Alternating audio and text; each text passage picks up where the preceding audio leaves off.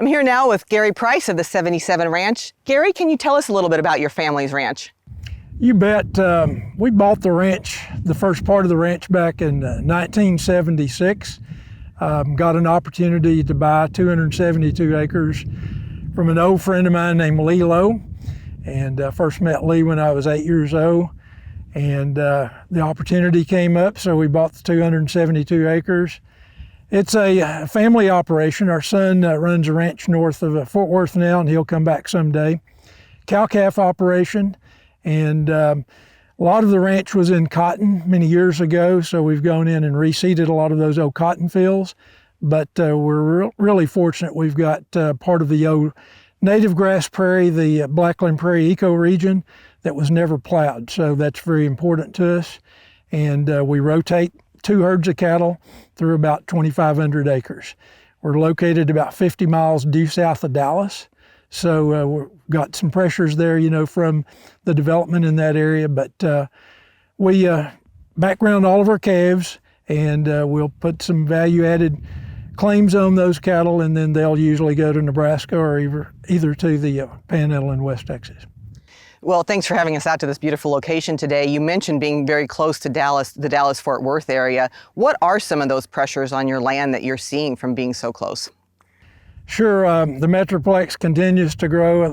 As I said, 7.2 million people in that area. So 50 miles, those folks can actually commute and build homes around us. So a lot of pressure with development, with land being chopped up into small 10-acre tracts, and you don't have folks always on the same page. We actually have 52 neighbors now that join the ranch.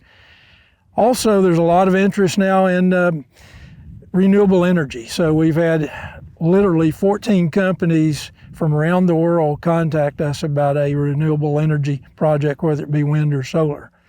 So we're not completely in perfect decision of what we're going to do, but we're probably looking at a conservation easement as really fits our family and the plan that we want to go. It's interesting, the pressures that change, from residential to energy. It's just interesting how those pressures have changed. You're also a past winner of the Environmental Stewardship Award program. What opportunities has that provided you and your ranch? Yeah, just can't tell you how many doors have been opened, since that award in 2012, and the ranch was really fortunate to receive that, and it's a very humbling experience to do that with so many great past winners. But since then, we do a lot of interviews, a lot of printed material. We'll be asking to do an interview, and did one a couple of days ago with Hereford World. But just to be able to work with those different folks that have won, the regional winners, and learn from them. And then we host a lot of tours on the ranch as well.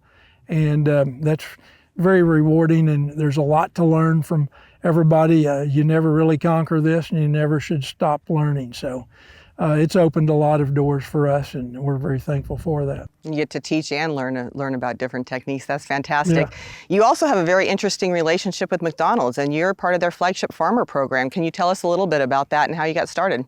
Yeah, that's one of our great prides, to be able to work with McDonald's. We received the award in 2018, and have worked, it's hard to believe it's been 5 years, but been working with them. They've actually had their senior leadership team to the ranch 2 different times, and this past fall they were here, and may be hosting them again in this spring and April. But it's just been great to work with them and understand their side of the business. We visited their headquarters in Chicago, and then of course when they're here on the ranch, the questions that they have about the ranch and how we take care of cattle and ranching operation, all the things about water, biodiversity, all the topics that are key now, with climate issues, carbon issues, then it's been great to be able to work with them. Can't say enough about their team and their willingness to learn about the ranch. And of course, again, it works both ways in learning their business and the challenges they have, and we need to mesh those together. We need them. They're one of the largest buyers of beef in the country, And they actually hosted us in Orlando at their biannual convention, and had over 12,000 people at that convention, and was able to speak at that convention, and that was very rewarding as well.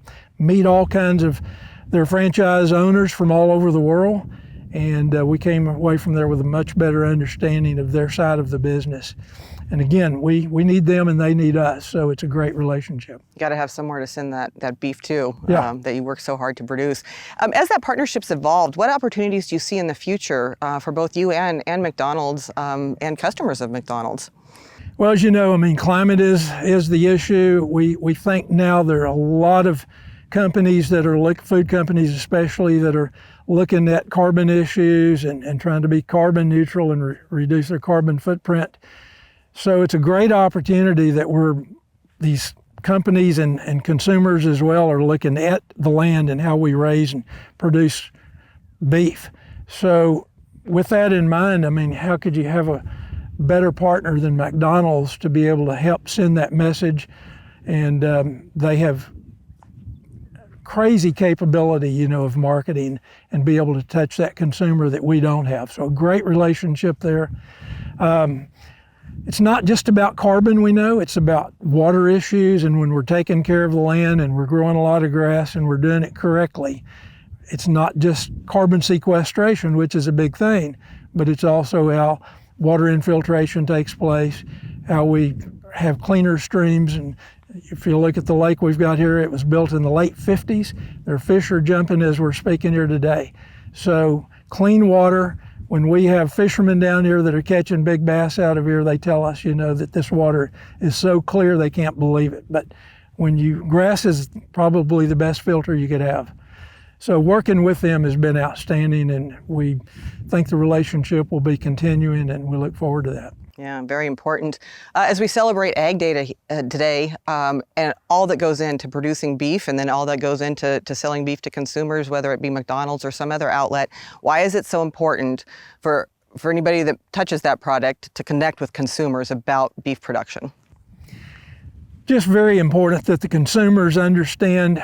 As I said, there's more interest now in where your food comes from and how it's being produced, and then the impact that production system might have on the environment, the land. So we have a great story to tell. Beef producers across this country are doing great work, taking care of the land, taking care of the cattle. We just need to tell that story and get it out. And McDonald's has been a great partner to be able to help do that. But the consumer, we like to be transparent. When those cattle leave here, our brand is on there. Our reputation goes with those cattle all the way until it's consumed. So we want to be completely transparent with all that we do with those cattle and how we're taking care of the land. We like to say we have open gates, and we have many tours out here. So anybody from any organization is welcome here and see what we're doing, and we enjoy showing them around. Gary, thank you for sharing your story with us today, and for all you do, most importantly, to get that beef to consumers. You're doing a great job. We really appreciate you. Thank you. Well, appreciate NCBA and Cattlemen to Cattlemen.